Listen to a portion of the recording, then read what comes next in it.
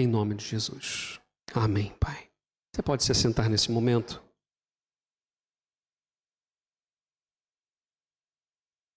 Quero convidar para que possamos abrir as nossas Bíblias no livro de Atos, Atos dos Apóstolos, no capítulo 1, e vamos ler os versículos de 6 a 11, e vamos, na verdade, dar a ênfase no versículo 8.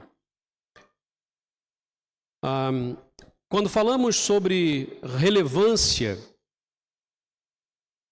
falamos sobre a vida, uma vida relevante, uma vida de relevância.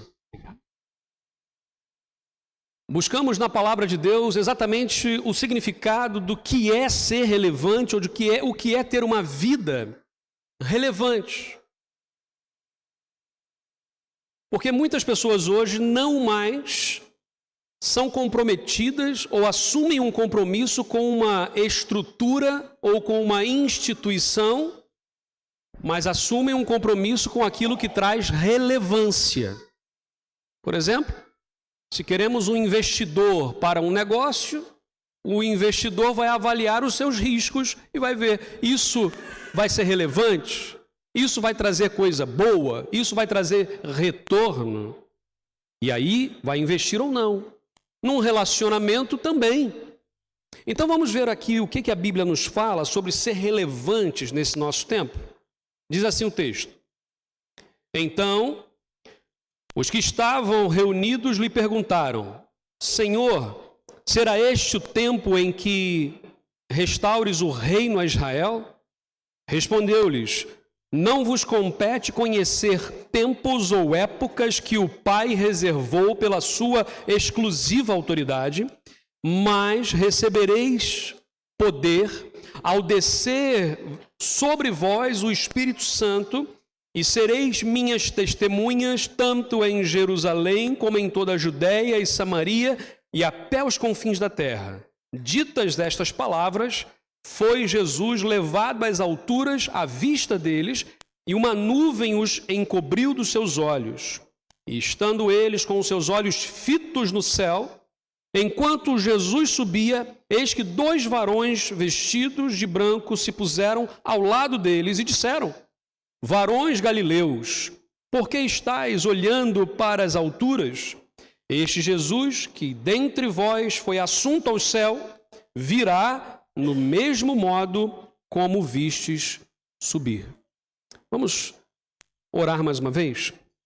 Ó Pai, obrigado, meu Deus, porque até aqui nós já pudemos ouvir a Tua voz, ó Pai, pudemos cantar louvores ao Teu nome. Meu Deus, nós pudemos já orar por aqueles nossos irmãos amados, ó Deus, alguns com o coração angustiado, outros com os corações felizes.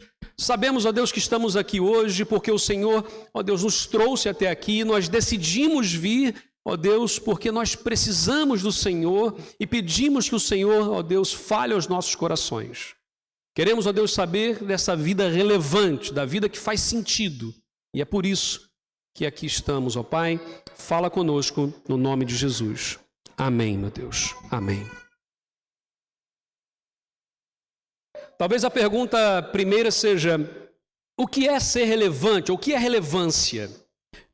Fui ao dicionário. No dicionário, dentre muitas coisas, ele vai dizer assim: é uma qualidade, um adjetivo de alguém que tem valor. Então, primeira coisa, relevante é alguém que tem valor. A minha pergunta é: você tem valor? Então você é relevante. Muitas vezes nós entramos numa linha de que a minha vida não vale nada, eu não construí nada, eu errei demais e eu não tenho valor.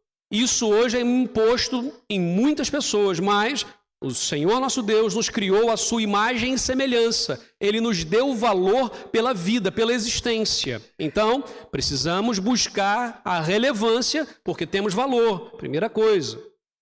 Segundo, é um adjetivo de alguém que é importante. E é interessante isso porque a pergunta é: você é importante?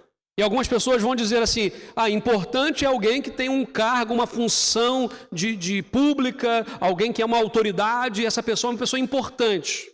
Quantas vezes já aconteceu de eu estar num lugar e alguém fala assim, olha, chegou alguém importante aí. E aí eu pergunto, alguém importante chegou e quem estava não é importante? Então a grande questão é, importante todos nós devemos ser. Somos importantes, ou para alguém. Talvez para o seu pai, para sua mãe, para o seu filho, para a sua esposa, para o seu esposo, para o seu colega de trabalho. Eu não sei, mas você é importante para alguém. Primeira coisa é valor. Segundo, importância. E o terceiro, que eu achei interessante, que eu gosto dessa parte, que é chamada de filologia, que é estudo da origem das palavras. Né? Assim, eu gosto muito que é uma pessoa ou relevante é aquele que tem relevo. Relevante é alguém que se destaca. Então, uma das coisas é, Deus não nos chamou para sermos uma planície. Deus nos chamou para sermos montanhas, nesse sentido. Ou seja, eu não sei se você já esteve num lugar onde era muito plano, tudo muito plano. E aí, quando você olha, você não tem noção da distância. Você perde a noção da distância porque não há montanhas. É tudo plano. E você fala, é logo ali. Tem alguém aqui de Minas Gerais? Eu sei que tem. E aí a gente tem uma brincadeira que fala assim, o mineiro fala assim, é logo ali. E anda, e anda, e anda, e anda, não chega nunca, né? E imagina o seguinte, você não tem referências. Mineiro é de Minas Gerais. É igual. Também é assim, vai, e você não tem referências, ou seja... Ser relevante é ter relevo, é ser visto e aquilo trazer uma referência de localidade. Nós precisamos ser relevantes porque as pessoas estão a olhar para nós buscando referências. Gente, nós vivemos num tempo sem referências. Nós vivemos num tempo de escassez de referências. Seja de homem, de mulher, de pai, de mãe, de líder. Nós vivemos num tempo de falta de referências. Por isso, ser relevante é alguém que possui relevo. É interessante. Bom, a igreja precisa ser relevante. E quando eu falo igreja, eu não falo a instituição, uma instituição com uma placa lá fora dizendo aqui é uma igreja batista, aqui é uma igreja A, B, C. Não, não é isso. Igrejas são pessoas que se reúnem ao redor de Jesus Cristo para adorá-lo, para viver como Ele. A missão é sermos parecidos com Jesus. Quanto mais parecidos com Jesus nós formos, estamos a cumprir melhor a missão. E aí, quando olhamos aqui a palavra, nós entendemos que ser relevante é se destacar, mas tem gente que só quer religiosidade. Quanta gente dentro de igreja que só vive uma religiosidade. Ela se acostumou a estar no modus operandi de religião. Então é assim, como é que nós funcionamos no modo religioso? Nós vamos, por exemplo, ao domingo, num culto, e aí nós fazemos uma oferta, e aí nós cantamos, e nós ouvimos uma mensagem, aquilo, uau, top. E vou para casa. E pronto, desligo disso, e vou viver a minha vida agora como se nada daquilo fizesse mais parte da minha vida. As decisões que eu tomo no meu trabalho, na minha casa, não tem nada a ver com Deus. Isso é uma vida religiosa. Deus não nos chamou para sermos religiosos. Aliás, a origem da palavra, muita gente já sabe disso, religião é religar. E o único que nos religa a Deus é Jesus. Então, em última instância, a nossa religião é Jesus, porque Ele nos religa a Deus. Ele é o caminho, a verdade e a vida, e ninguém vai ao Pai senão por Ele. Podemos, assim, claramente perceber que nesse texto, a relevância da igreja está na sua missão. O versículo 8 vai dizer, e vocês serão testemunhas, tanto em Jerusalém, como em toda a Judéia, Samaria e até os confins da terra. O que ele está a dizer aqui é, não dá para ser relevante se nós não tivermos a missão de Deus no nosso coração, ou seja, cumprimos a missão. Por que eu trabalho? Para cumprir a missão. Por que eu tenho uma família? Para cumprir a missão. A missão que Deus nos deu, ela é maior do que qualquer outra coisa. É engraçado porque quem não cumpre a missão não está sendo relevante. Ah, mas eu sou um bom pai, uma boa mãe, A gente às vezes está mais preocupado com o filho ser um bom profissional. A gente está muito preocupado em dar uma boa formação acadêmica para os nossos filhos, para serem profissionais bons, mas e sobre a formação deles no caráter? Para serem bons homens, boas mulheres, bons pais, boas mães e, principalmente, bons servos de Deus. Porque o meu filho pode ser o melhor de todos na vida acadêmica, etc e tal, mas se ele não tiver Jesus na vida dele, eu não estou a cumprir a minha missão como pai. Quando nós olhamos aqui, eu sei que as decisões são de cada um. Eu já tenho conversado com muitos pais que falam assim, olha pastor, eu criei os meus filhos nos caminhos de Deus. Eu ensinei o temor a Deus. Mas quando ele chegou numa idade adulta, ele se afastou de Deus. A culpa é minha. E a pessoa traz um peso sobre ela. E eu falo assim, não. A Bíblia diz, ensina o menino no caminho que ele deve andar, e até quando ele crescer, não se desviará dele. Só que esse é um texto de sabedoria, não é um texto de promessa. Ok? As decisões são decisões pessoais. A decisão que o meu pai tomou por Jesus não se aplicava diretamente a mim. Eu precisei tomar essa decisão.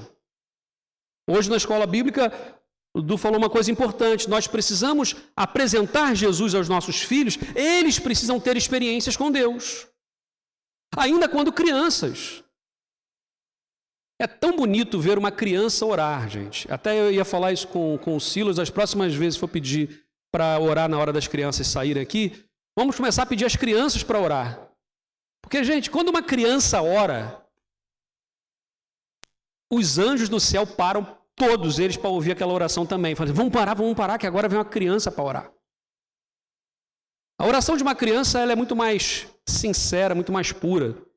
Eu já falei isso uma vez, mas uma vez fomos viajar, a Amanda era pequenininha e falou assim, eram 6 horas de viagem, ela falou assim, olha, vamos orar. Filha, pode orar? Posso. E ela orou assim, Papai do céu, guarda a gente no teu bolso. Em nome de Jesus, amém. Aí a gente, amém. Quando chegamos ao destino, ela falou, agora vamos orar para agradecer. Ela, Papai do céu, já pode tirar a gente do seu bolso. Ou seja, a criança tem uma noção de que ela está guardada por Deus e olha, ela descansa, ela dorme. Um filho, quando entra no carro e dorme com o pai a conduzir, é porque ele confia, ele nem sequer pensa. Ao contrário de mim, que se eu estiver no pendura ali, eu vou estar... O pé não para, né? Assim, faz um buraco ali embaixo ali. Até quando eu vou jogar o PlayStation lá, o FIFA, eu chuto, rapaz. Toda hora ali. E o Natan, tá chutar por quê, pai? É no botão. E eu, não sei, mas eu tô ali, o cara não chuta, eu chuto aqui, né? Quando a gente vai olhar para a palavra de Deus, meus irmãos, nós vamos ver o seguinte: ter relevância espiritual é não ser oco. É ser preenchido. Deus não nos chamou para sermos vazios, para sermos ocos. E há muita gente hoje vazia, oca. E Jesus Cristo é aquele que preenche o nosso coração, preenche a nossa vida. Nós queremos ser meros frequentadores de culto? Podemos ser. Quando me apetece, eu vou. Quando dá, eu vou. Mas Jesus quer compromisso todos os dias. Eu não estou falando de você ser um religioso profissional, mais uma vez, mas de ser um cristão. O que é ser um cristão? É representar Cristo. A Bíblia diz que nós somos embaixadores de Cristo. O embaixador é aquele que representa o seu país noutro país. Nós não pertencemos a esta terra, vamos assim dizer. A gente às vezes tem muito orgulho, né, de eu sou tal, eu sou isso, eu sou aquilo. Gente, Jesus Cristo falou assim, eu não sou deste mundo, vocês estão aqui, nós estamos aqui de passagem. Mas enquanto estamos aqui, vamos transformando essa realidade. E vamos vivendo uma vida que vale a pena ser vivida. Eu estava a ouvir ler e ouvir alguns podcasts sobre essa questão do passado e do futuro, não é? E uma definição muito interessante era que a ansiedade, ela destrói o teu presente por causa de um futuro que não existe ainda. Então, muita gente que vive ansiosa está destruindo o seu presente por causa de um futuro que não existe. E a depressão é aquilo que destrói o seu presente por causa de um passado que talvez nem seja do jeito que você acha que foi. Porque a gente começa a trazer à memória aquilo que traz dor, aquilo que falhou. Eu não sei você, outro dia eu fui fazer umas contas assim de quanto dinheiro eu já perdi na minha vida e aí eu entrei em depressão. Por quê? Porque a gente erra. A gente faz uma compra errada, a gente faz uma coisa que não precisa, Gente, é muito dinheiro que a gente já jogou fora. Quanto mais você viveu, mais dinheiro você já jogou fora. Aí você fala assim, se eu tivesse a minha cabeça de hoje, há 20, 30 anos atrás, mas a gente não tem. Não dá para voltar no tempo. Minha mãe sempre fala que Deus não dá asa a cobras, mas quando dá asa, tira o veneno. Então, assim, a gente às vezes fica nessa coisa, né, de que eu vou conseguir, do passado, eu vou trazer a memória boa. Aí a gente se esforça, mas na hora que a gente não está preparado, vem a memória má. E ela destrói o nosso presente. Só que o que Jesus Cristo nos chama é para um compromisso com a sua missão. Há um mandato cultural de Deus aqui, de fazer o nosso melhor sempre, de usar os nossos recursos para o Senhor, de usar o nosso trabalho para o Senhor. Então a primeira coisa é, sejamos relevantes para cumprir a missão. Para cumprir a missão. Como cumprir a missão? No poder do Espírito Santo. Diz a palavra de Deus, mas recebereis poder ao descer sobre vós o Espírito Santo. Poder, Espírito Santo. Nós já recebemos de Deus tudo o que precisávamos. Deus não disse assim, vão fazer a missão e depois eu dou os recursos. Não, Ele já deu. Eu já dei para vocês. Recebereis o poder porque o Espírito Santo está em vocês. A palavra poder aqui é a palavra que, para o português, é traduzida como dinamite. É o dínamos, é aquela cena da explosão, uma coisa poderosa. Então ele vai dizer assim, recebereis esse poder, recebereis essa força que vem dos céus no Espírito Santo. A capacidade para realizar a obra de Deus não está em nós. Por isso que eu falava da questão da personalidade, ou seja, há muita gente hoje que está a seguir personalidades. Gente, cuidado com o que você ouve na internet, cuidado com algumas personalidades. Eu não estou a dizer que é errado ouvir um podcast, é errado ouvir uma mensagem. Não, não é errado, mas filtra. Porque tem muita gente boa a falar até de bom coração, mas não está buscando na palavra aquilo que está a falar. Então vai falar daquilo que acha. Se nós formos falar daquilo que eu acho, do meu gosto pessoal, nós vamos discordar. Porque um vai torcer para uma equipa A, o outro para a equipa B. Um vai gostar da cor A, o outro da cor B. Um vai gostar de dormir até mais tarde, o outro gosta de acordar mais cedo. Gostos, estilo de música. Vamos cantar uma música assim, assado e tal. Gente, a local nós temos entendido que é uma igreja que precisa ser multiétnica, monocultural. O que é isso? Toda gente, de todas as nações, de todas as etnias, e não é raça, porque raça é humana, só tem uma. Ok? A raça é humana. Até a palavra racismo está errada, né? Ela não deveria ser usada. Ok? Então a raça é humana, somos todos humanos. Mas somos etnicamente diferentes. Por quê? Somos de etnias diferentes. Então, a Igreja de Cristo ela é multiétnica, monocultural. Por que monocultural? Porque estamos em Portugal. Então a forma de falar, a forma de pregar, a forma de cantar precisa ser adaptada culturalmente. Porque nós estamos cá em Portugal.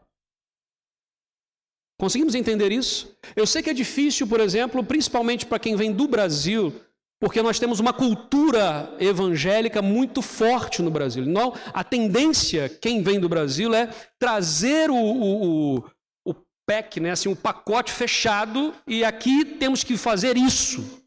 E não é assim. Ela precisa ser uma igreja portuguesa, mas multiétnica, que abraça e acolhe todas as pessoas. O poder que vem do Espírito Santo, a palavra poder, recebereis o poder ao descer sobre vós o Espírito Santo, é que esse poder é de Deus, não é nosso. Por isso não está nas personalidades, por isso não está nas pessoas, nos maiores líderes que nós admiramos, lemos seus livros e até ouvimos palestras e gostamos, mas o poder está em Deus, vem de Deus, é de Deus. E aqui a ideia é muito mais do genitivo, ou seja, o poder pertence a Deus, a glória pertence a Deus.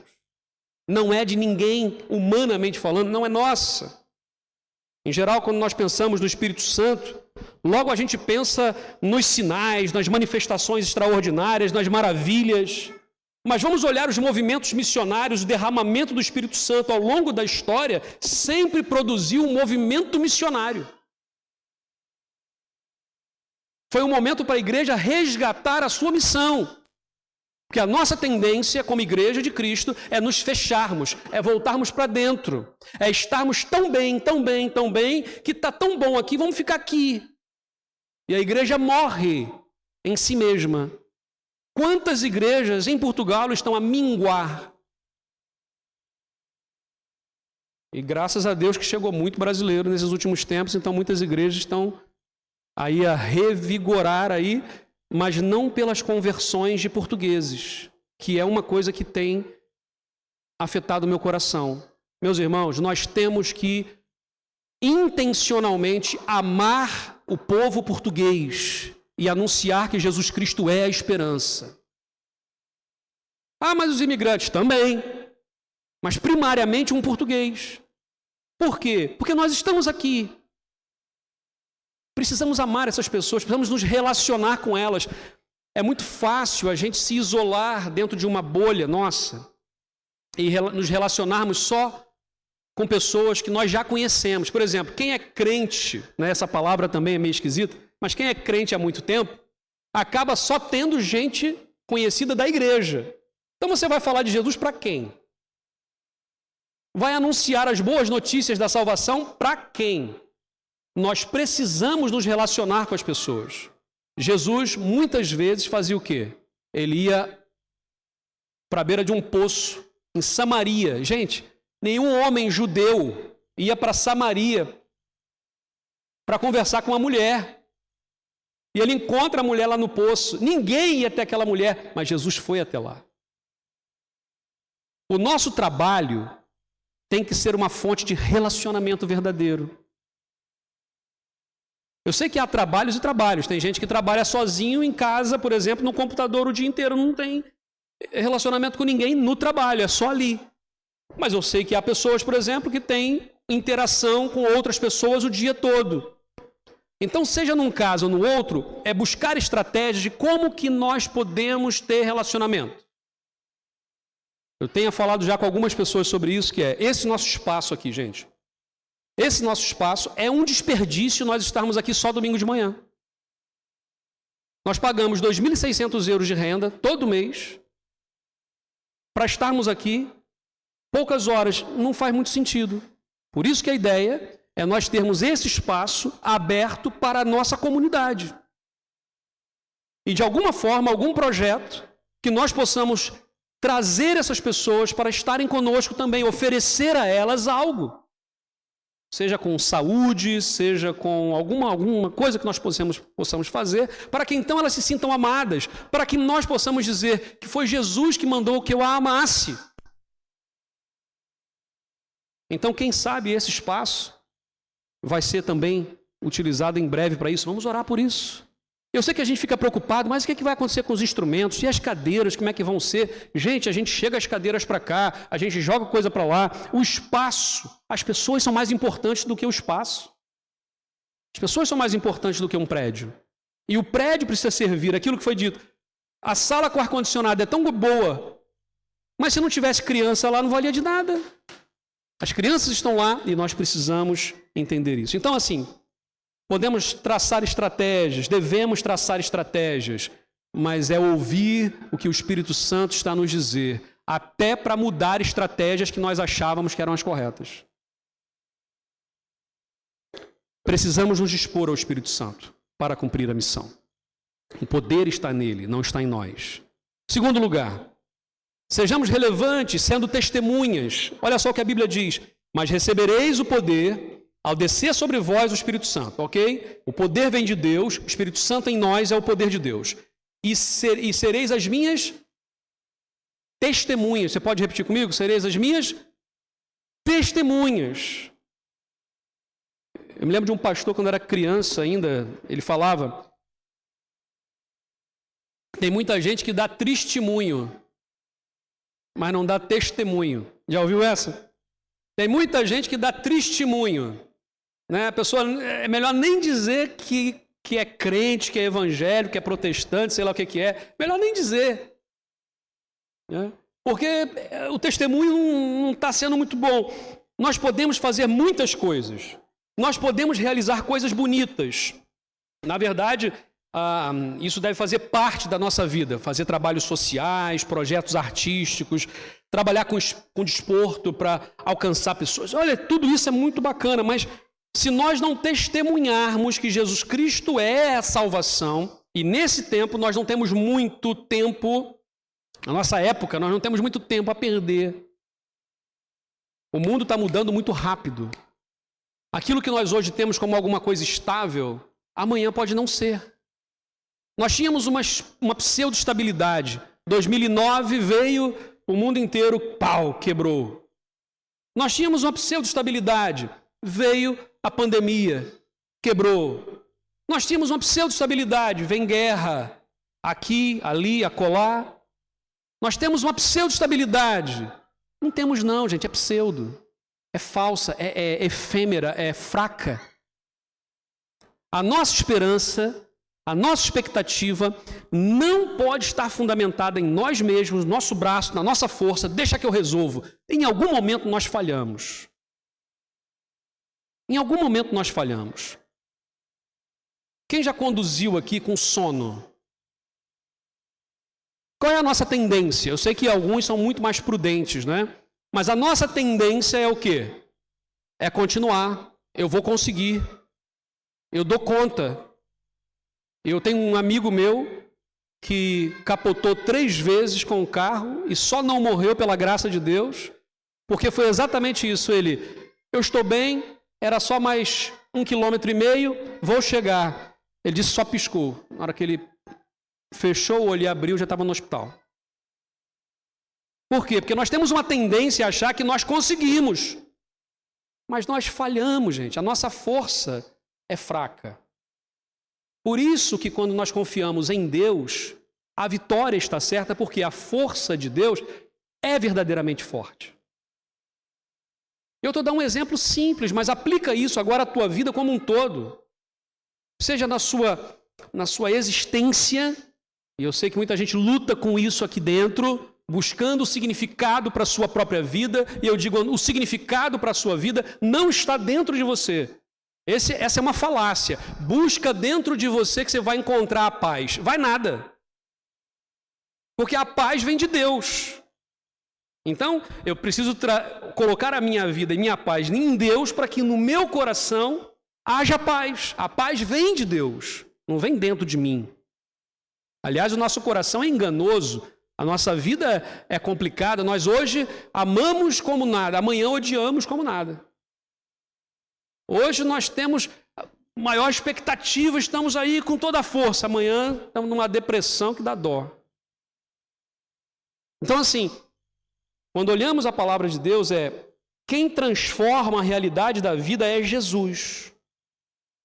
Uma vida que é salva por Jesus, gente, isso aqui é muito sério, presta atenção nisso.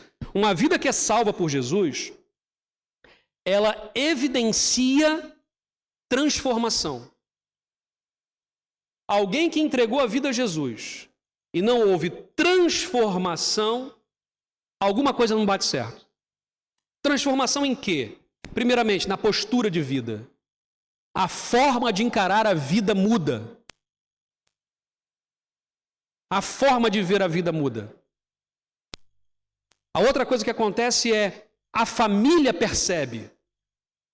Gente, quando Deus transforma um coração, a família percebe. Por que a família percebe? Porque ninguém nos conhece melhor do que a nossa família. Quando estamos em família, quando estamos em casa, sem ninguém de fora, nós somos quem somos.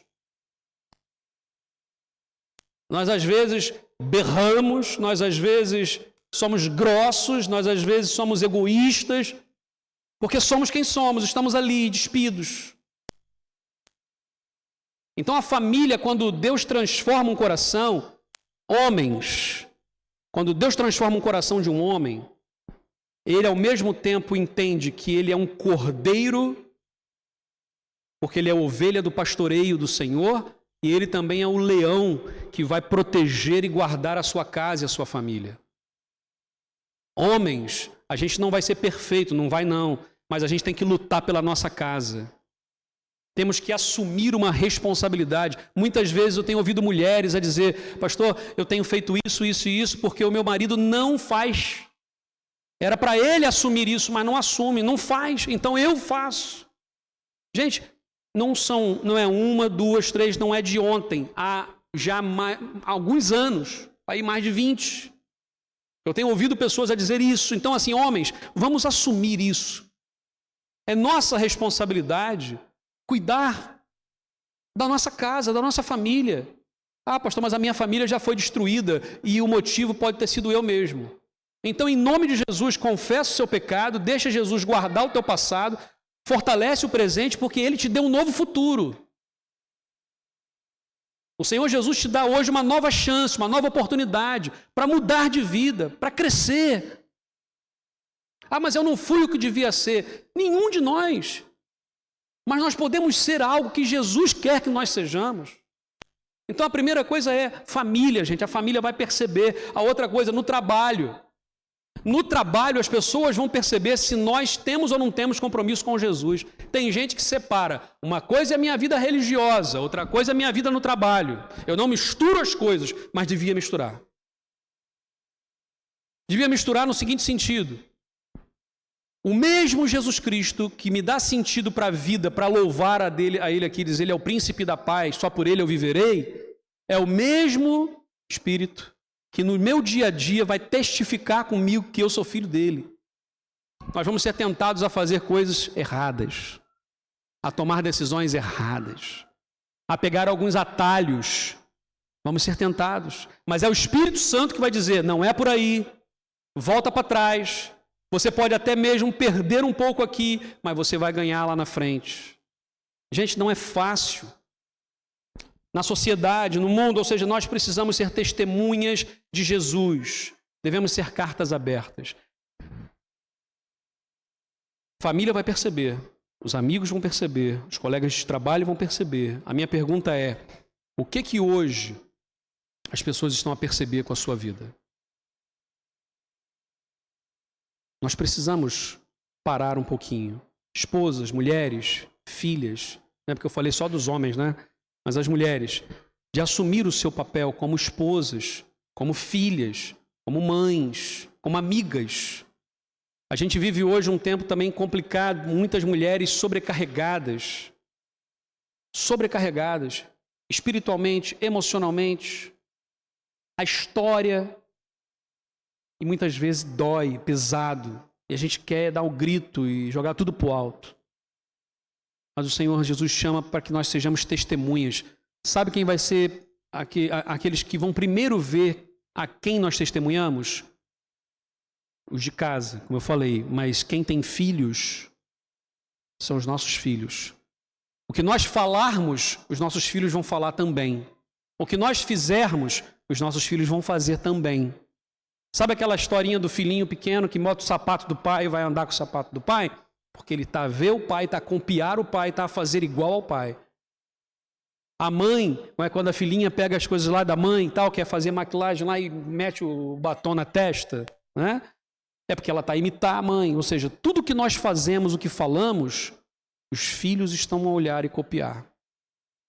Terceiro e último lugar, sejamos relevantes em todos os níveis. Recebereis o poder ao descer sobre vós o Espírito Santo e sereis as minhas testemunhas, tanto em Jerusalém como em toda a Judéia e até os confins da terra. Olha só que interessante. Jerusalém é a cidade, Judéia é a região, confins da terra. Samaria era maior, mais acima um pouco, né? Vamos assim dizer. Então, ele está a dizer o seguinte: nós não fazemos missão só quando dá. Nós não fazemos missão só quando determinamos numa agenda. Vamos para Beja, né? Viagem missionária para Beja, vamos fazer missão em Beja. Amém. Mas quer dizer que agora aqui não estamos a fazer missão? Pelo contrário, a missão de Deus, que traz relevância para a nossa vida, que traz sentido para a nossa vida, que preenche o nosso coração oco, essa missão é dada por Deus para que nós possamos ter o estilo de vida mudado. É preciso planeamento, estratégia, é verdade, mas as estratégias já estão aqui na palavra de Deus. O Senhor Jesus já nos deu a estratégia. Qual é a maior estratégia evangelística que Jesus nos deu? A maior delas. Amar ao teu próximo como a ti mesmo. Isso é a maior estratégia. Ah, mas eu não sei falar. Ama. Mas eu não sei como é que eu... Ama. Ama. Porque quando uma pessoa se sente amada, e eu sei, por exemplo, que nós temos, aqui na local, nós temos uma curiosidade, né? Nós temos pessoas de pelo menos, se eu não me engano, agora estamos já em 9 linhas de igreja diferentes. Então, Batista e mais 8, pronto. Vou botar assim, mais fácil, para não errar. E muita gente chega e fala assim: mas pastor, eu sou mais pentecostal. Aí então, mas por que você é pentecostal? Ah, eu creio nos dons do Espírito, eu também creio.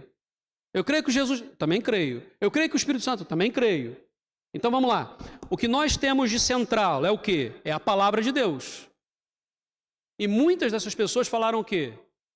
O que me faz ficar é sentir que sou amado, e o que faz algumas pessoas saírem é dizer: eu não me senti amado. E nós podemos ter errado ao não amar, e podemos ter amado, mas a pessoa não se permitiu amar. São duas coisas. E é interessante isso, porque a igreja ela cresceu no movimento de pessoas que iam de um lugar para o outro. Ela ia e voltava. A missão, por exemplo, que é dada em Mateus 28, 19 e 20, diz assim: portanto, ide... Não é isso? Fazei discípulos de todas as nações, batizando-os em nome do Pai, do Filho e do Espírito Santo, ensinando-os a observar todas as coisas que tenho mandado. A palavra traduzida ali para o português, o melhor seria em indo. Em indo é um gerúndio. A ideia ali é uma constância, ou seja, enquanto nós estamos indo, enquanto vivemos, enquanto caminhamos, enquanto nos relacionamos, façamos discípulos. O fazer discípulo não é uma cena assim: eu vou fazer discípulo essa semana que vem eu vou dar uma descansada. Pá. Mas o fazer discípulo, gente, entenda bem, não é uma seita, né? Que eu vou assim, agora eu vou fazer uma meia dúzia de discípulos para eles fazerem. Isso me traz uma impressão, que é quando algumas pessoas numa mesma igreja, todos falam a mesma, até a entonação da voz é igual.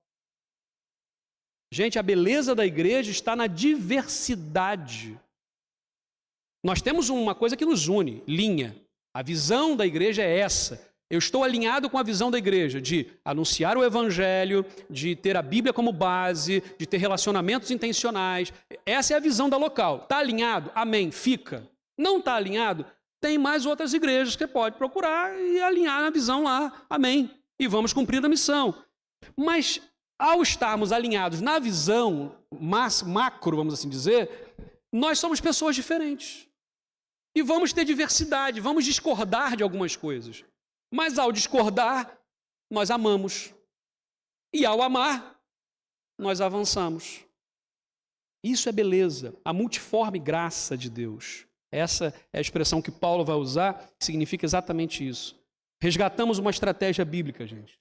Quando a gente fala aqui dos pequenos grupos, nas casas, e a gente tem que, talvez, incrementar, melhorar, articular, tudo isso é verdade. Por exemplo, há pequenos grupos que já perceberam que talvez o horário das 9 da noite durante a semana não dá para alcançar aqueles que têm filhos pequenos. Então, muda-se o horário. Ah, mas durante a semana nenhum dia dá porque a pessoa trabalha e estuda e não tem jeito. Fim de semana, um domingo à tarde talvez. Ah, mas, gente, seja o que for, porque nós estarmos juntos de casa em casa não é uma estratégia da local, é uma estratégia que a palavra de Deus já nos orienta. Agora, como vamos fazer isso? Vamos plantar novas igrejas. Vamos fazer um movimento grande. Sim, isso vai ser consequência. Mas começa onde? Aqui. Começa no meu coração. Nós estamos em missão todos os dias. E aí, a missão, precisa ser um estilo de vida. Estilo de vida. Sendo relevante, a missão é dada por Deus. Primeiro, a missão é dada no poder do Espírito Santo, não está em nós, não está na nossa capacidade, mas está em Deus e vem dele. Primeira coisa. Segundo, é para sermos o quê?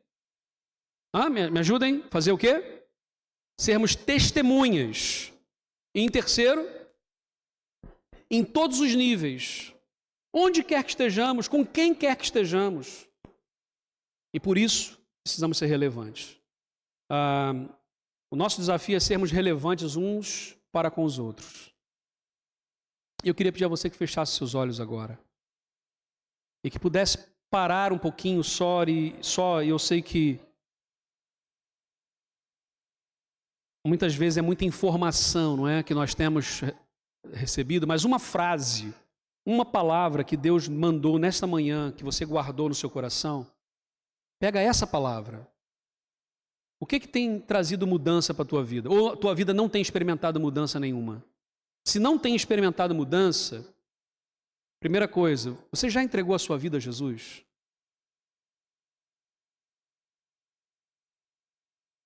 Em segundo, se já entregou a vida, o que está a faltar para crescer? Porque nós não podemos ser bebês espirituais. Imagina que o Levi, que nós apresentamos agora pela manhã, daqui a um ano, ele já vai estar aqui correndo para lá e para cá. Por quê? Porque é natural de uma criança crescer. Mas às vezes nós temos pessoas que dizem que são crentes em Jesus e anos se passam e não há crescimento. E por isso, hoje é o tempo de nós refletirmos. Você tem uma importância, uma relevância. As pessoas estão a olhar para a sua vida e nós temos que apontar para Jesus. Ó Deus, obrigado, Pai. Porque a Tua palavra está a ser, ó Deus, anunciada. Tira, meu Deus, aquilo que tapa os nossos ouvidos espirituais, para que possamos ouvir a Tua palavra e sermos transformados no poder do Teu Santo Espírito, para que possamos ser testemunhas de Jesus em todos os lugares, em todas as situações, em todos os níveis.